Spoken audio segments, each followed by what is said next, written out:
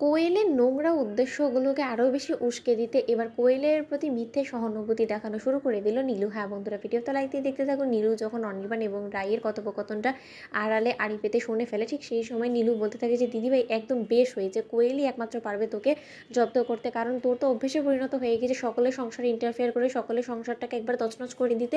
তাই এবার আর যাই হোক না কেন আমাকে কোয়েলকেই কাজে লাগাতে হবে, যার ফলে কিনা তোর সংসারটা যখন উচ্ছন্নে চলে যাবে, অনির্বাণ দাদাভাইকে যখন তুই নিজের হাত থেকে হারিয়ে ফেলবি, তখন তুই বুঝতে পারবি যে ভালোবাসা মানুষটাকে হারানোর যন্ত্রণাটা ঠিক কতটা খারাপ হয়। কারণ তুই আমার কাছ থেকে আমার সৌর্যকে কেড়ে নিয়ে আমাকে পুরোপুরি নিঃস্ব করে দিয়েছিস, এখন আমার ডিভোর্স হতে চলেছে, তার সত্ত্বেও তো তাতে কোনো কিছু যায় আসে না, কারণ আমি খুব ভালো করে জানি তুই এতটাই মতলবী একটা মানুষ যে কিনা শুধু নিজের ছাড়া অন্য কারো কথা ভাবে না। কিন্তু তুই সকলের সামনে মহান তার দেবী সেজে আমাদেরকে সকলকে কালপিট সাজিয়ে দিস। কিন্তু এবার দেখ আমি কোয়েলকে তোর বিরুদ্ধে উস্কে দিয়ে তোর উপরে কী করে প্রতিশোধ নিই। ওদিকে এই কথা বলা মাত্র নীলু হঠাৎ করেই কোয়েলকে দেখার জন্য যখন অনির্বাণদের বাড়িতে যায়, ঠিক সেই সময় কোয়েল নীলুকে দেখে অবাক হয়ে যায়, বলতে থাকে যে নির্ঘাত নীলু কোনো না কোনো মতলব নিয়ে বাড়িতে এসেছে। কারণ যতটুকু আমি নীলু সম্পর্কে বুঝতে পেরেছি যে ও মোটেও রাইকে সহ্য করতে পারে না, আর রাই যেহেতু এখন এই বাড়িতে নেই, তাই ওর অবর্তমানে নীলু নির্ঘাত আমার সাথে হাত মেলানোর জন্য কোনো একটা চক্রান্তের কথা বলতেই এসেছে। কিন্তু আমাকেও সাবধান থাকতে হবে, কোনো মতে নীলুর কাছে আমাকে ধরা দেওয়া যাবে না। ওদিকে নীলু গায়ে পড়েই কোয়েলকে বলতে থাকে যে কোয়েল, তোমার এই চোট পাওয়ার কথা আমি অনির্বাণ দাদাভাইয়ের মুখ থেকে শুনলাম। তখন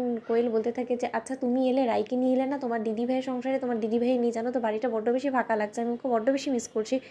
কথা বলা মাত্র নীলু মনে মনে বলতে থাকে যে কোয়েল, তোমার আসল উদ্দেশ্যটা যে ঠিক কী আমি সেটা খুব ভালো করেই জানি, কিন্তু তুমি হয়তো এখন আমার কাছে ধরা দিতে চাও না, কিন্তু তা সত্ত্বেও আমার তাতে কোনো রকম কোনো লাভ নেই, কারণ আমার যেটা উদ্দেশ্য সেটা একবার যদি আমি হাসিল করে ফেলতে পারি তাহলেই হবে। ওদিকে এই কথা বলা মাত্র নীলু বলতে থাকে যে আচ্ছা কোয়েল, তুমি পা পিছলে কী করে পড়ে গেল বলো তো, তোমাকে একটু হলেও তো সাবধানতা অবলম্বন করার দরকার ছিল। জানো তো তুমি খুব ভালো করে যে দিয়ে বড্ড বেশি ছোটো, এই ছোটো একটা মেয়ের কাজ সকল কিছু তোমাকেই করতে হবে, ওর হয়তো করার কাজগুলো কেউ নেই, তাহলে তুমি যে এরকম করে পা পিছলে পড়ে গিয়ে এরকম করে খাটে বসে গেলে, তাহলে এখন ওর কাজগুলো করার জন্য তো তোমাকে একটা মানুষ সাহায্যের দরকার হবে, তাই না? তখন এই কথা বলা মাত্র কোয়েল বলতে থাকে ভালো মানুষই দেখিয়ে যে না না ওসব নিয়ে একদম টেনশন করো না, কারণ এখন হয়তো বা শ্রুতির বিয়ে নিয়ে ব্যস্ত আছে রাই, কিন্তু রাই দুদিন বাদে যখন বাড়ি ফিরে আসবে আমার কিছু বলার প্রয়োজন পড়বে না। ও এমনিতেই দিয়াকে যে পরিমাণে ভালোবাসে ও নিজে থেকে দিয়াকে সামলে নিবে, ওসব নিয়ে আমি টেনশন করি না। তার থেকেও বড় কথা যে অনির্বাণ যেভাবে আমার মেয়েটাকে টেক কেয়ার করে, তাতে আর যাই হোক না কেন আমি যদি মরেও যাই তাতেও আমার কোনো কিছু প্রবলেম হবে না, কারণ আমি নিশ্চিন্তে রাই এবং অনির্বাণের কাঁধে আমার কোয়েলের দায়িত্ব দিয়ে চলে যেতে পারবো। এই কথা বলা মাত্র নীলু বলতে থাকে যে বালাই স্যার তুমি কেন যাবে বলো তো,